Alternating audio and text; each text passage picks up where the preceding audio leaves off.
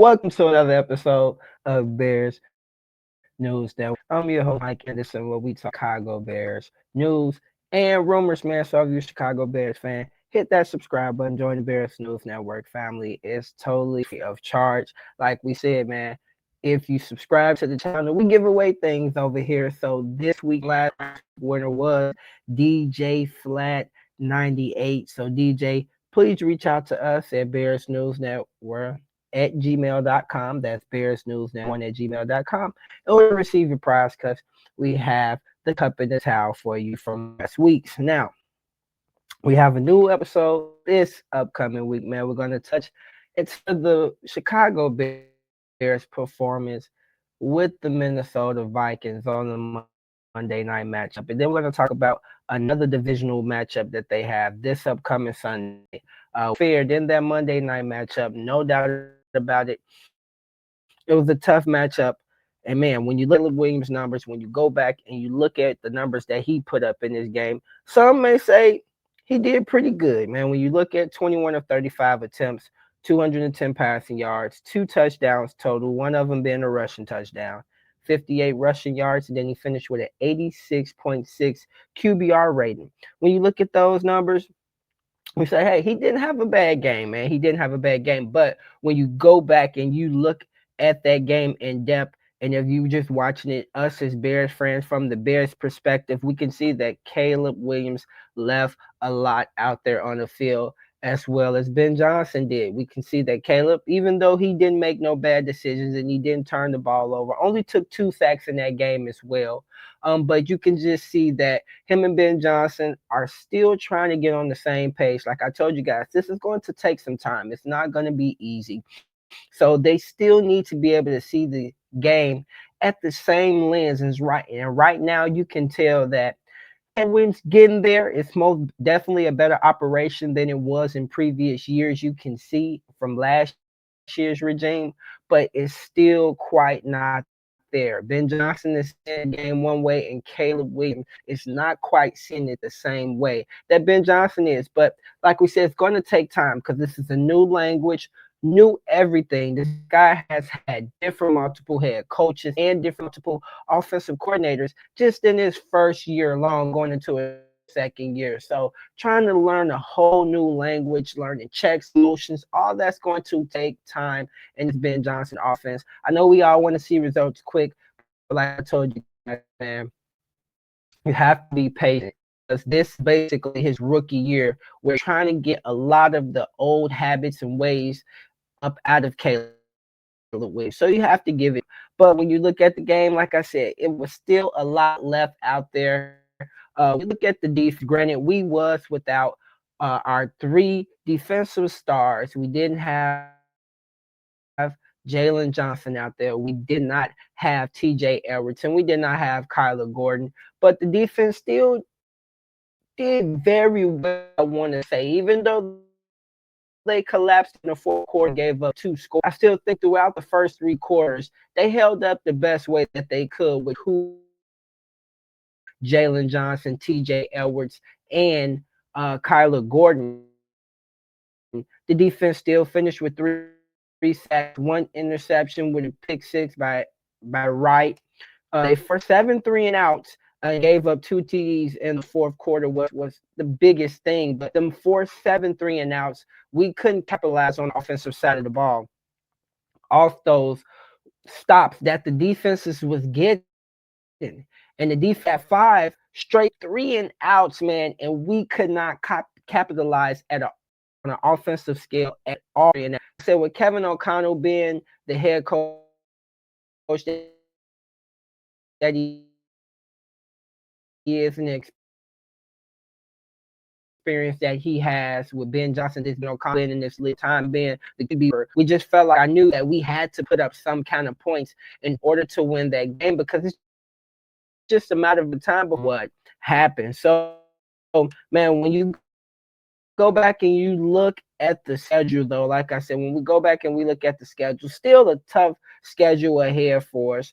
Man, we still have Detroit coming up. We're going to get into that matchup. Still Dallas, and then our bye week coming up in week 5. But I was really hoping that Chicago Bears could have put that game in Monday night because I have them losing to this in Detroit, as you can see. So when we did our schedule predictions, I most definitely had them losing to the game in Detroit. But in this game with Minnesota, one thing that I noticed that Brian Flores did. See, the Vikings defense, they pressured 29% in the first half. That's like one or two times Brian Flores blitzed Caleb Williams in the first half. In the second half, this was the difference. He sent pressure on 44% pressure rate. He went from one or two blitz to 14 to 15 blitzes in that second half. And that's when I said that's when we stalled. Their offense, we was at a stall. Ben Johnson didn't make the proper halftime adjustments